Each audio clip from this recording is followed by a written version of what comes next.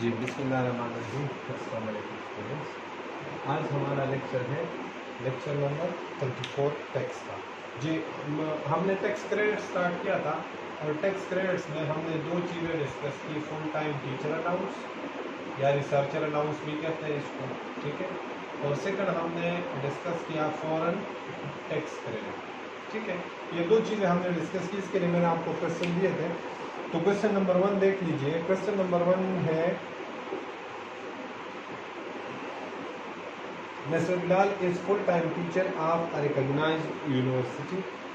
Following data relates to incomes earned by him during tax year 2016. Annual taxable salary income 4,60,000, capital gains है 1 lakh. Age on 1st July 2015 is 58 years. Calculate tax liability for the tax year 2016. तो ये solve कर लेते हैं। उसने आपको mister Bilal है, ठीक है, रेजिडेंट होगा ऑलवेज जब ना बताया हो। सैलरीड और नॉन सैलरीड अभी पता नहीं चलेगा, वो हम कैलकुलेट करेंगे। Tax year 2016, computation of taxable income, ठीक है, computation of taxable income.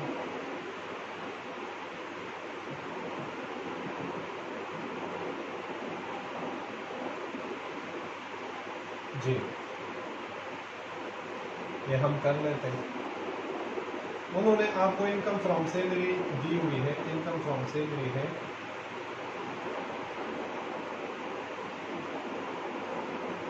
Income from salary कितनी है 9,60,000।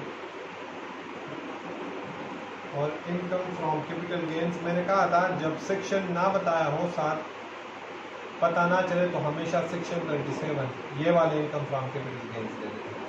वो कितने हैं 1 मिलियन के ऊपर। 1 लाख लिखा है, 1 लाख नहीं है 1 मिलियन है क्वेश्चन, 1 मिलियन सॉरी, ठीक है। तो ये आ गया 19,60,000।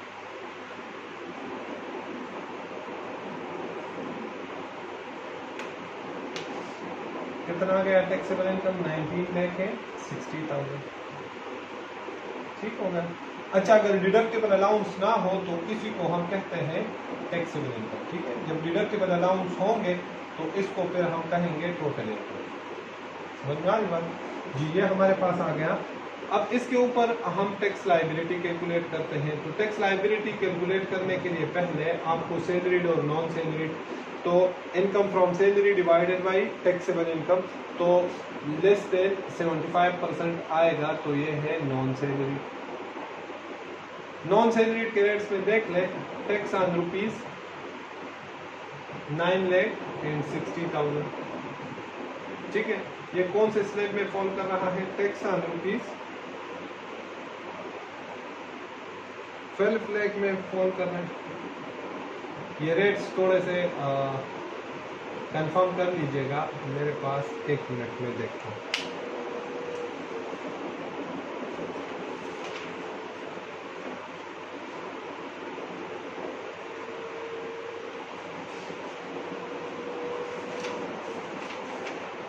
जी 19,60,000 फॉल करती है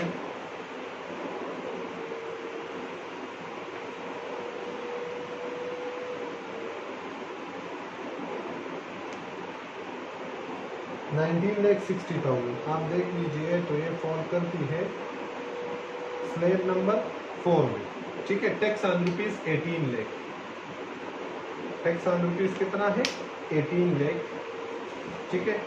तो टैक्स ऑन रुपीज 18 लाख जो है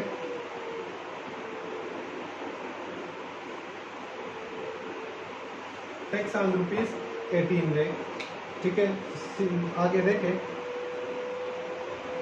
नहीं ये से, अच्छा सॉरी, ये इसमें आएगा नॉन सैलरी के रेट्स में देखना है ना। तो नॉन सैलरी में ये 4th स्लैब में आएगा, यहाँ पे 12 लाख ही आता है, सही था 12 लाख ही आता है, ठीक हो गया। तो 12 लाख पे टैक्स है 70,000, ठीक है। और जो एक्स्ट्रा अमाउंट है किससे? 5 लाख से। वो कितना बन जाएगा? 6,30,000। 6 लाख पे परसेंटेज बनता है कितना? 15%। ठीक है, तो ये आपके पास आ जाएगा 15%,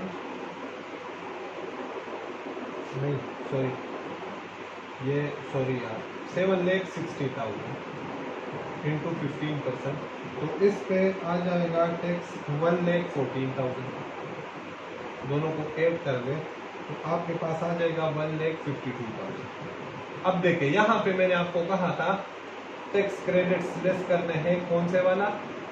कौन सा टैक्स क्रेडिट है? ऊपर देखिए क्वेश्चन पढ़े, full time teacher in recognised university. ठीक है, तो ये क्रेडिट मिलेगा, tax credit full time teacher वाला कितना मिलेगा? कंडीशन फुलफिल है, हमने कहा था रिकॉग्नाइज्ड यूनिवर्सिटी में फुल टाइम टीचर हो तो वो उसको ये टैक्स क्रेडिट मिलेगा। तो लेस टैक्स क्रेडिट कौन से वाला? Full time teacher. जी, टैक्स लायबिलिटी कितनी है? 152,000। इसका 25%, इसका कितना परसेंट? 25%। अच्छा, यहां पे सॉरी एक छोटी सी मिस्टेक, बहुत इंपॉर्टेंट पॉइंट, इधर समझिए। जो फुल टाइम टीचर होता है, आप खुद सोच लें कि 5 हेड्स ऑफ इनकम में उसकी कौन सी हेड जनरेट होगी। जो फुल टाइम टीचर है, अगर वो टीचिंग से इनकम अर्न कर रहा है तो उसकी कौन सी हेड जनरेट होगी? इनकम फ्रॉम सेल, ये जनरेट होगी ना। तो लॉ कहता है टेक्निकली कि ये टैक्स क्रेडिट जो है फुल टाइम टीचर वाला, ये भी सिर्फ और सिर्फ जो मिलना चाहिए तो वो किस पे मिलना चाहिए? जो उसकी इनकम फ्रॉम सैलरी है। ये जो 1 मिलियन है कैपिटल गेन्स, ये तो फुल टाइम टीचिंग से उसने कमाई ही नहीं है, तो इस पे टैक्स क्रेडिट क्यों दे? तो 9,60,000 पे टैक्स कैसे हमें पता चलेगा? हमने तो टैक्स कैलकुलेट किया है 19,60,000 पे, जो 152,000। तो इसके लिए फार्मूला है, देखें, अगर मैं कहूं, इधर समझिए, अगर मैं कहूं, बचपन में हम पढ़ते थे कि 19,60,000 पे टैक्स बनता है 1,52,000। ठीक है, तो 9,60,000 पे कितना बनेगा? इज इक्वल टू x, याद है, बाई क्रॉस मल्टीप्लीकेशन, ये वो वाला चीज है। तो इधर देखें 152,000 टैक्स कितने अमाउंट पे बन रहा था? 19,60,000। इसको इस पे डिवाइड करें तो आपके पास एक एवरेज रेट आ जाएगा। जब एवरेज रेट आ जाए तो उसको आप 960 से मल्टीप्लाई करोगे तो 1,52,000 में आपको पता चल जाएगा कि 1,52,000 में 960 पे कितना टैक्स है। वो आगे आपके पास मल्टीप्लाई बाई, इधर इसके बाद है मल्टीप्लाई बाई टैक्स क्रेडिट कितना मिलेगा? 25%। वो ले ले तो ये आपके पास अमाउंट आ जाएगा 38,000।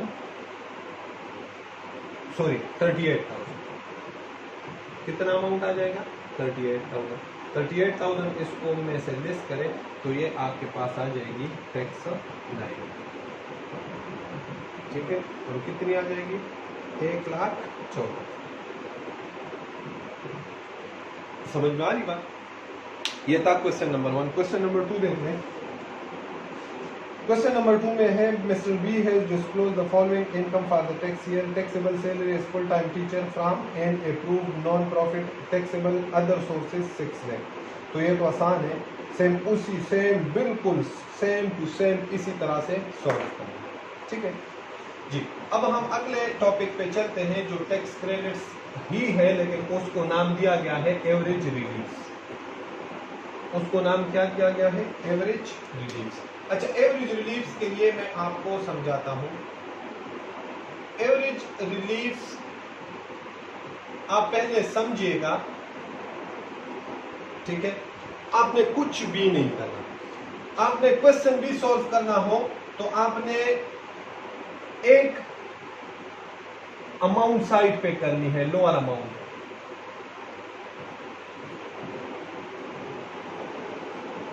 समझ में आ रही बात? जी, आप नोट्स देख लीजिएगा, ये सारा नोट्स से पढ़ेंगे हम। आपने कुछ भी नहीं करना। देखिए, पहला एवरेज रिलीफ है tax credit for investment in shares and insurance premium. इन दोनों में लिख लीजिएगा कोई एक मिलेगा, ओनली वन। अगर दोनों गिवन हो, दोनों कंडीशंस फुलफिल हो रहे हो तो एक ही मिलेगा। तो कौन सा आप क्लेम करोगे? आप टैक्स कंसल्टेंट बनने जा रहे हो तो आप वो क्लेम करोगे जब आपके पास लेके आएगा जिससे उसकी टैक्स लायबिलिटी ज्यादा कम हो, जिससे उसकी क्या कम हो? टैक्स लायबिलिटी ज्यादा कम हो। तो पहला कंडीशन क्या है इसके लिए? अ रेजिडेंट पर्सन अंडरलाइन करे। क्या होना चाहिए? इस रिलीफ को हासिल करने के लिए क्या होना चाहिए? रेजिडेंट होना चाहिए। और रेजिडेंट कौन कौन? Individual are AOP. कंपनी को ये टैक्स क्रेडिट नहीं मिलेगा, लिखा हुआ है साफ साफ, अदर देन कंपनी। कंपनी आपके कोर्स में है भी नहीं। Shall be entitled to a tax credit for a tax year acquiring new shares सुकूक्स। शेयर्स तो आप जानते हो सुकूक्स कहते हैं, ये सर्टिफिकेट्स है, ठीक है। सेक्शन 37A के जो हमने पढ़े थे सिक्योरिटीज, ठीक है, ये उसमें फॉल करता है। Offer to public by public listed company, किसी भी लिस्टेड कंपनी के 37A के सिक्योरिटीज किसी ने अक्वायर किए हो। क्या अक्वायर किए हो? फॉर एग्जांपल टैक्स ईयर 2020 के, और इस टैक्स ईयर 2020 में अब्दुर्रहमान ने लिस्टेड कंपनी मतलब सिक्योरिटीज में इन्वेस्टमेंट की किसी भी कंपनी की, ठीक है, पहला कंडीशन। लो कहता है दूसरा कंडीशन ये है कि अब्दुर्रहमान जो है वो क्या हो? He is an original allottee. Original allottee क्या है? ओरिजिनल एलॉटी का मतलब यह है कि अब्दुर्रहमान ने ये शेयर्स डायरेक्ट कंपनी से परचेज किए हो। ये नहीं कि मिस्टर आजम ने परचेज किए थे और अब्दुर्रहमान ने मिस्टर आजम से परचेज किए। ओरिजिनल एलॉटी का मतलब यह है कि purchase directly from the company, ठीक है। लॉ कहता है दूसरा कंडीशन। तीसरी बात क्या है? Acquired from the privatisation commission of Pakistan, या तो इस तरह परचेज किए हो या फिर कोई गवर्नमेंट सेक्टर की कंपनी थी और वो पब्लिक हो गई, जैसे पीटीसीएल हो गया था, ठीक है, उसमें आप इन्वेस्टमेंट कर लो। ये तो था इन्वेस्टमेंट इन शेयर्स। अब इंश्योरेंस लाइफ के लिए दो अलग अलग क्रेडिट है। उसके लिए कंडीशन क्या है? Any life insurance premium paid on a policy to a life insurance company registered by the securities. ECCP के पास इंश्योरेंस कंपनी, लाइफ इंश्योरेंस बीमा पॉलिसी, जो लाइफ इंश्योरेंस लेते हैं लोग बेवकूफ लोग होते हैं, ठीक है, मैं तो उनको बेवकूफ ही कहता हूँ। खुद को इंश्योर करते हैं, जब मैं मर जाऊं तो मेरे मरने के बाद मेरे बच्चों को ये सूद के पैसे दे देना। वो जालिम के बच्चे, तुम मरोगे, अल्लाह के सामने जाओगे और इधर तुम्हारा सूद का खाता स्टार्ट हो जाएगा। तो ये हराम है, 100% सूद है, ठीक है। लेकिन फिर भी गवर्नमेंट ऑफ पाकिस्तान, इस्लामी जमहूरिया पाकिस्तान में इस पे क्रेडिट मिलता है। तो अगर किसी ने अपना लाइफ इंश्योर किया है, ठीक है, और वो इंश्योरेंस प्रीमियम पे कर रहा है, इंश्योरेंस कंपनी को भी जिंदा है, तो उसको भी ये वाला टैक्स क्रेडिट मिलेगा। इन दोनों में कोई एक मिलेगा। इन्वेस्टमेंट इन शेयर्स क्लेम करे या लाइफ इंश्योरेंस क्लेम करे, जो ज्यादा बेनिफिशियल हो वो क्लेम करेगा। दोनों इकट्ठे क्लेम नहीं कर सकता अगर क्वेश्चन में दोनों के हो। अच्छा, कैसे क्लेम करेगा? अब 3 अमाउंट है, 3 अमाउंट में आपने एक अमाउंट जो कम अमाउंट है सबसे, उसको साइड पे करना है। कौन कौन से? एक्चुअल अमाउंट, जितने अमाउंट के अब्दुर्रहमान ने शेयर्स परचेज किए हैं, सिक्योरिटीज अक्वायर की है, वो अमाउंट एक्चुअल अमाउंट, या फिर एक्चुअल अमाउंट लाइफ इंश्योरेंस में आएगा इंश्योरेंस प्रीमियम पेड, ठीक है। सेकंड, 20% ऑफ टैक्सेबल इनकम या 20% ऑफ टैक्सेबल इनकम, या फिर ₹2 मिलियन या फिर 20 lakh. Actual amount 20% of taxable income या फिर ₹20 लाख। इन दोनों में जो लोअर अमाउंट हो उस अमाउंट को हम कहेंगे अमाउंट के। साइड पे कर दे, अभी कोई काम नहीं, सिर्फ लोअर अमाउंट को साइड पे कर दे। क्लियर? साइड पे कर दिया। अगला आ जाए, contribution to an approved pension fund. Contribution to an approved pension fund के लिए लॉ कहता है अगर कोई कंट्रीब्यूशन करेगा इस फंड में, जिसके लिए कंडीशन है any individual holding Indian or valid CNIC, जिसका इंडियन बना हो या CNIC हो पाकिस्तान की, ठीक है। ये जो पहला कंडीशन है ना, एक कंडीशन, इंडिविजुअल होल्ड्स इंडियन, इसको एलिजिबल पर्सन भी कहते हैं। आपसे कभी पूछे, एक बार पूछा है कि डिफाइन एलिजिबल पर्सन, तो आप लिखोगे a person who an individual who holds NTN are varied C9C। Second condition क्या है, derive income under the head salary or income from business। ये रिलीफ क्लेम करने के लिए उस पर्सन का इनकम फ्रॉम सैलरी होना चाहिए, बेशक बाकी 5 के 5 हेड्स हो, बाकी 4 हो या ना हो, डजंट मैटर, लेकिन लॉ कहता है इनकम फ्रॉम सैलरी होना चाहिए या इनकम फ्रॉम बिजनेस, बाकी 3 हो या ना हो। अगर ये दोनों में से कोई भी ना हुआ तो फिर ये रिलीफ नहीं मिलेगा। इस रिलीफ को क्लेम करने के लिए इन 2 हेड्स में से इनकम फ्रॉम सैलरी या फिर इनकम फ्रॉम बिजनेस, इन दोनों में किसी एक का होना लाजमी है, बाकी हेड्स होंगे या नहीं होंगे डजंट मैटर जी। Third, contributes or pay premium in the year to an approved pension fund. जिस पेंशन फंड में जिस ईयर में under voluntary pension system rules, ये नाम याद रखना है, अगर इसमें कोई कंट्रीब्यूट करेगा और ऊपर वाले कंडीशंस पूरे करेगा, ठीक है, एक फंड से दूसरे फंड में ट्रांसफर करना ये कंट्रीब्यूशन नहीं होती। कंट्रीब्यूशन तब होगी जब वो अपने बैंक अकाउंट से अपने सेविंग से जमा करेगा, ठीक है। अच्छा, अब साइड पे देखे 2 अमाउंट है, एक्चुअल अमाउंट और 20% ऑफ टैक्सेबल इनकम। इन दोनों में जो लोअर अमाउंट है उसको साइड पे करके इल अमाउंट बन जाएगा, अमाउंट इल के अमाउंट आपने साइड पे किया, लोअर अमाउंट अभी कुछ नहीं करना, अभी हम एवरेज, ये एवरेज रिलीफ का अमाउंट नहीं है, ये फार्मूले में पुट करेंगे, एवरेज रिलीफ ऑटोमेटिकली आ जाएगा। Third, donation to charitable institution, law कहता है a person shall be entitle, ये अंडर सेक्शन 61 है, हम फॉर्मेट में देख ले, एवरेज रिलीफ्स में जो डोनेशन आ रहा था उसमें लिखा था अंडर सेक्शन 61, ये सेक्शन याद रखना। shall be entitled to tax credit for a tax year for amount paid or property given as a donation to any board of education or any university in Pakistan established, provincial government, any educational institution, any non-profit organization, cash paid will only qualify। Law कहता है कि donation दे दे इन इदारों को, वो इदारों का नाम याद करना चाहिए आपको, लेकिन अगर ये पैसे देगा कैश तो ये तब टैक्स क्रेडिट क्लेम कर सकेगा अगर ये कैश पे किया गया हो तो क्रॉस चेक, किसके थ्रू, क्रॉस चेक। अच्छा, 3 अमाउंट्स गिवन है, actual amount 30% of taxable income, 20% in case of company, तीनों में जो लोअर हो उसको साइड पे करे, वो आपका अमाउंट बन जाएगा अमाउंट एम। क्लियर जी, यहां तक काफी है, इंशाल्लाह अगले लेक्चर में हम इसको कंप्लीट कर लें। ओके जी, अल्लाह हाफिज।